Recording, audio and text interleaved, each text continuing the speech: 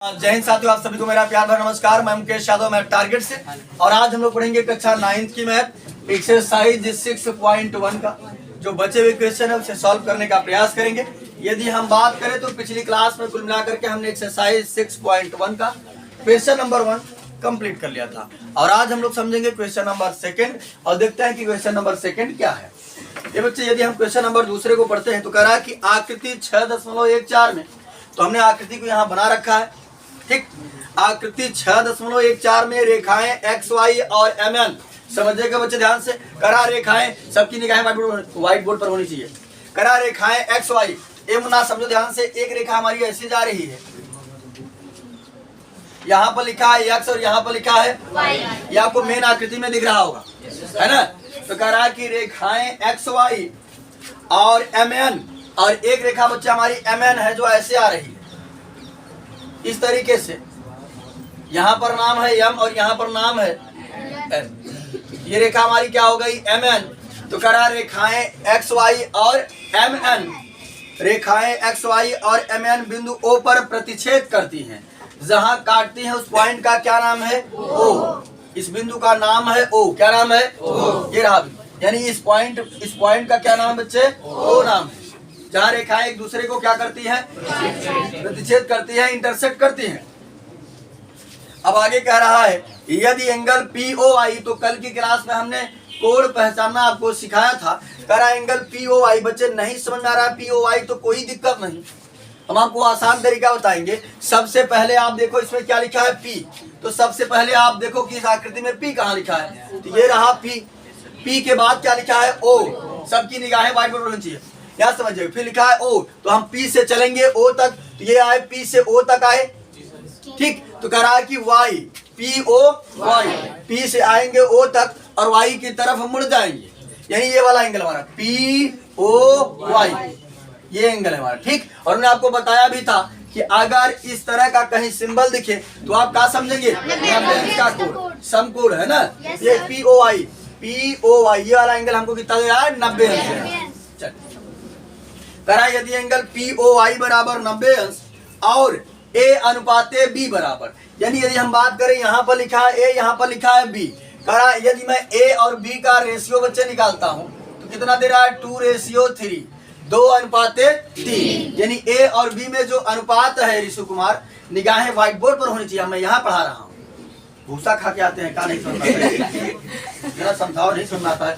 लाख पहले हम समझा देते क्या समझो, कितना अच्छा चीज समझा रहे हैं, पता कहाँ इसे सोए रहते हैं, इसे मकड़ाए रहते हैं। बता रहे ज्योमेट्री है, ध्यान से नहीं समझोगे तो ऊपर ऊपर निकल जाएगा कोई। ये 2 और 3 5 नहीं होने वाला है, रेखाओं पर डिपेंडेंट होता है।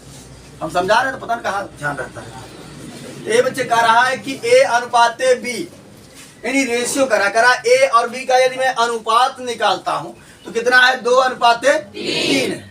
अब आगे समझते हैं, देखिए क्या कर रहा है। तो हमसे कह रहा है तो C ज्ञात कीजिए, यानी आपको बताना है कि ये एंगल जो C है ये कितने अंश का है। ये एंगल जो C है वो कितने अंश का है। ये बच्चे ये तो क्वेश्चन रहा। अब क्वेश्चन हमने बताया था कि ज्योमेट्री सॉल्व करने का पूरा प्रोसेस होता है। सबसे पहले हम लिखते हैं हल जो हमको दिया है, फिर हमको जो ज्ञात करना है, फिर जो उसके बाद ऊपर यहाँ से हम लोग सॉल्व करना प्रयास करते हैं। तो सबसे पहले देखते हैं कि क्वेश्चन में दिया क्या है। ये बच्चे यदि हम पढ़े तो करा आकृति 6.14 में रेखाएं एक्स वाई और एम एन बिंदु ओ पर प्रतिच्छेद करती हैं। यदि एंगल POY बराबर 90 अंश, एक चीज तो हमको क्या दे रहा है, POY, ये वाला एंगल कितना दे रहा है बच्चे, 90 अंश दे रहा है। तो इसको हम लिख लेते हैं, एंगल POY बराबर 90 अंश दे रहा है। और साथ ही साथ यदि बात करें तो रेशियो दे रहा है। आगे करा A अनुपाते B बराबर 2:3, यानी इनका अनुपात हमको दे रहा है। यहाँ जगह नहीं, नीचे लिख देते हैं, यानी इसी वाली हेडिंग में है, जगह वहां नहीं था तो यहाँ लिख दे रहे हैं। A अनुपाते B बराबर 2:3 दिया है। और ज्ञात करना है बच्चे हमको एंगल C ज्ञात करना है। ठीक, तो यहाँ समझिएगा, ये आकृति क्वेश्चन में दिया था, हमने आकृति बना दिया बच्चे। और ये क्वेश्चन में दिया है POI बराबर 90 अंश, A अनुपाते B बराबर 2:3, ये भी क्वेश्चन में दिया है। ज्ञात करना है, ये भी क्वेश्चन में। अभी तक हमने अपने से कुछ नहीं किया है, आकृति क्वेश्चन दिया था हमने उसको बना दिया। और जो यहाँ दिया था वही लिख दिया हमने। बाकी सब चीजों को हमने एक्सप्लेन किया है। अब यहाँ समझिएगा, हमें एंगल सी फाइंड करना है बच्चे। तो मैं ये समझने की कोशिश करूंगा कि आखिरकार मैं क्या कर दूं कि एंगल सी हमारा आसानी से निकल जाए। समझिएगा ध्यान से। अब हम दिमाग लगाने का थोड़ा सा कोशिश करेंगे कि क्या कर दिया जाए कि एंगल सी आ जाए। तो समझो बच्चे ध्यान से, हमने एक दिमाग ये लगाया कि अगर मैं यहाँ से यहाँ तक घुमा दूं तो कितने अंश का कोण बन जाएगा? 180। और यहाँ लिखा है बी, यहाँ का लिखा है सी। इसका मतलब है कि पूरा अगर 180 है और अगर ये बी वाला हिस्सा मिल जाए तो 180 में से अगर है बी वाला हिस्सा घटा दिया, घटाना मीन्स मिटाना, तो क्या बचा? सी बचा। तो एक मतलब बा कि अगर हम बी कैसे पता कैली तो सी पता करना आसान है ना। इसका मतलब है कि बी सी निकालने से पहले क्या निकालना होगा? अब दिमाग लगाएंगे कि बी कैसे निकले, इसी समस्या आ गई। तो यहाँ समझिएगा बच्चे, फिर हमने दिमाग लगाया कि अगर मैं यहाँ ऐसे गया है दिखा ना यहाँ पर, फिर हमने देखा कि अगर मैं यहाँ से यहाँ तक घुमा दूं तो कितना बन जाएगा? फिर से बन जाएगा। और ये वाला तो हमको 90 पता ही है। अगर ये दोनों अगर मान लेते फिर बी निकालने के लिए क्या करना पड़ेगा? अगर ये ए पता हो जाए आसानी से निकाल सकते हैं। तो यहाँ समझिएगा बच्चे, हमको अनुपात दिया है। जब क्वेश्चन में आपको अनुपात दे दिया करे तो वही हम लोग मान लेते हैं। कोई सा भी क्वेश्चन होता है, जब अनुपात जो देता है उसी को हम लोग क्या करते हैं? मान लेते हैं। यहाँ समझिएगा, कुछ भी मान लीजिए, जैसे दिया है ए अनुपात बी बराबर, तो हम यहाँ मान लेंगे, माना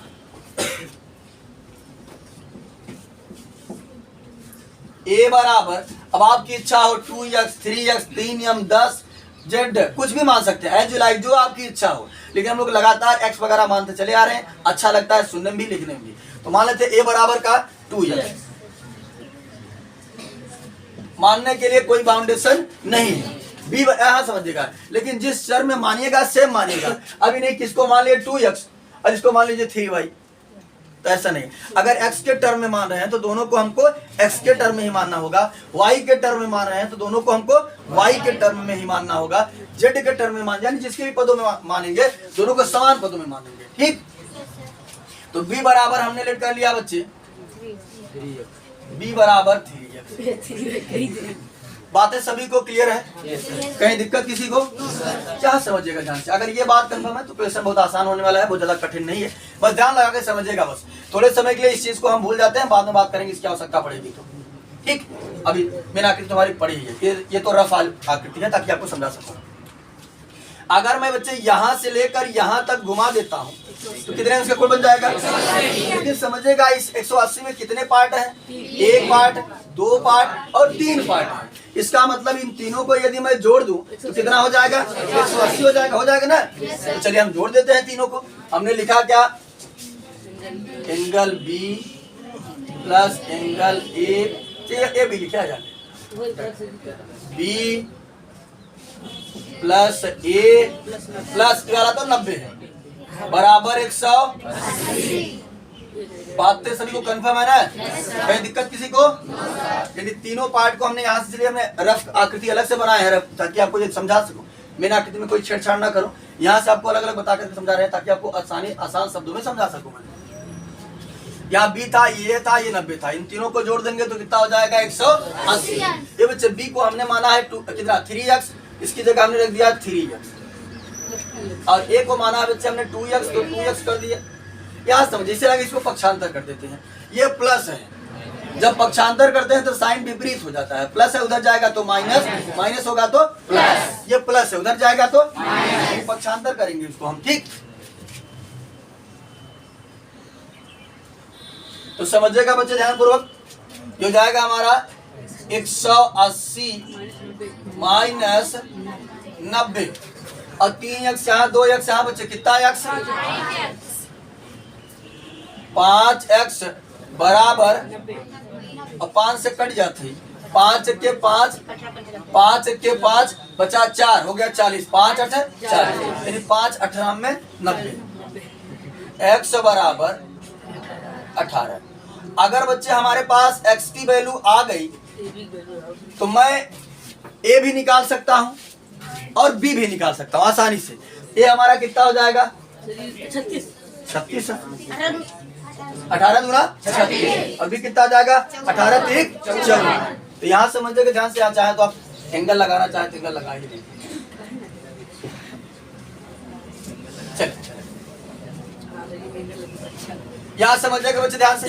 अब अगर मैं यहाँ समझो, हो सकता है आपसे बच्चे सुनो ध्यान से, हो इस प्रश्न में तो सी पूछा गया है, हो सकता था आपसे सी ना पूछकर ए पूछ लिया होता या बी पूछ लिया होता, तो प्रोसेस सेम होता। हमारे पास एक्स का माना गया है, रख देते तो आसानी से ए का भी माना जाएगा, बी का भी माना जाएगा और सी का भी माना जाएगा। तो समझिएगा ध्यान से, हम निकालेंगे एंगल ए बराबर, हालांकि पूछा नहीं है हमको ए, लेकिन निकाल दे रहे हैं हम। ए हमसे पूछा नहीं गया लेकिन निकाल दे रहे हैं, हो सकता है किसी प्रश्न में वही पूछ ले। यहाँ समझिएगा बच्चे ध्यान से, एंगल ए बराबर कितना माने थे हम, तो 2 इंटू एक्स का मान 18, 18 दूना 36। एंगल ए बराबर कितना हो गया 36। बातें कंफर्म है सभी को। एंगल बी की यदि बच्चे हम बात करें, एंगल बी बराबर क्या दिया हमको 3x, 3 इंटू एक्स है तो एक्स का मान कितना है, एंगल बी बराबर 18 3 यहाँ समझो बच्चे, इसको 540 मत समझना, ये अंश है। हाँ काफी ईमानदार बच्चे हैं इसमें, वो एकदम सेम टू सेम से उतार देते हैं। अगर आप ऐसे हल्का सा लाइन टेढ़ा किया तो वो टेढ़ा कर देंगे। अब कुछ लोग देखते हैं तीर मार के लिख देते हैं, तुम्हारा व्हाइट बोर्ड है का, तीर मार कर नहीं लिखना है तुम लोगों को, नीचे ही लिखना है। हमारे पास जगह है, हम तब हम तीर मार के लिख देते हैं, ऐसे हम मार दिए तीर तो वो तीर मार देते, इतना ईमानदारी से नकल करते हैं। याद समझिएगा ध्यान से। ए बच्चे, अभी तक हमने एंगल ए और एंगल बी निकाला और हमसे पूछा जा रहा था एंगल सी ज्ञात कीजिए, यानी मेन चीज हम तो निकाल ही नहीं पाए। यहाँ समझिएगा, लेकिन हमने आपको शुरुआत में ही समझाया था कि सी निकालने के लिए अगर मैं यहाँ से घुमाकर यहाँ तक कर देता हूँ बच्चे तो कितना हो जाएगा, यानी बी और सी को जोड़ देंगे तो कितना हो जाएगा 180 हो जाएगा। कितना हो जाएगा, जोड़ देते हैं। Angle B plus angle C बराबर, ये बच्चे यहाँ समझिएगा, हमने यहाँ भी रीजन नहीं दिया था, यहाँ भी हमने रीजन नहीं दिया था। यहाँ कौन सा रीजन दे, रिज कोड। हाँ यहाँ समझिएगा, जो हमने लिखा था ये रिज कोड से ना लिखा था। यहाँ रीजन आपको बार बार देते जाना है ताकि एग्जामिनर को पता चल सके कि आप कहाँ से लिख रहे हैं। और अगर कोई पढ़ने वाला बच्चा होगा, मैं इतना स्टेप बाय स्टेप और सारी चीजों को एक्सप्लेन करता हूँ कि अगर वो पढ़ने वाला कोई बच्चा होगा तो नोट से देख लेगा, तब पर भी सॉल्व कर लेगा। पता अगर पढ़े रहेगा तब हल्का फुल्का जाता रहेगा कोड के बारे में, इसलिए पूरा मेंशन कर देते हैं अच्छे से। तो यहाँ समझिए, यहाँ भी मेंशन करेंगे हम क्या, ridge code.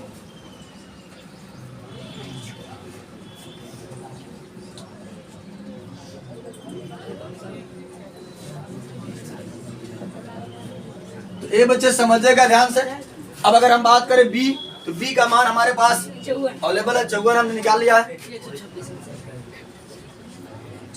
54 plus angle C बराबर 180। चला ये प्लस है, उधर जाएगा तो एंगल सी बराबर 180 माइनस 54, एंगल सी बराबर कितना 126। हाँ 126 है। तो बस यही हमको एंगल सी पूछा था, हमने आसान शब्दों में एंगल सी को फाइंड कर दिया। तो एक बार मैं फिर से यही कहूंगा कि कुल मिलाकर के आप लोग घर पर जाकर के, ये ज्योमेट्री है, घर पर जाकर एक बार अच्छे से पढ़िएगा। और जो हमने इसका दो पार्ट में इंट्रोडक्शन कवर किया है, इंट्रोडक्शन को बहुत अच्छे तरीके से बताई गई बातों को आपको एकदम कंठस्थ होना चाहिए कि शीर्षाभिमुख कोण क्या होता है, एकांतर कोण क्या होता है, रिज कोण क्या होता है, दो अंतःकोणों का योग क्या होता है, समकोण क्या होता है, ये संगत कोण क्या होता है। ये सारी चीजें ये आगे लगातार प्रयोग होती रहेंगी। देखो रिज कोण लगातार यूज हो रहा है ना, तो जितना हमने बेसिक इंट्रोडक्शन में कवर किया है वो सारी चीजें लगातार क्वेश्चन में प्रयोग होती रहेंगी। और इस वीडियो में इतना ही, बाकी मिलते हैं नेक्स्ट वीडियो में, तब तक के लिए जय हिंद।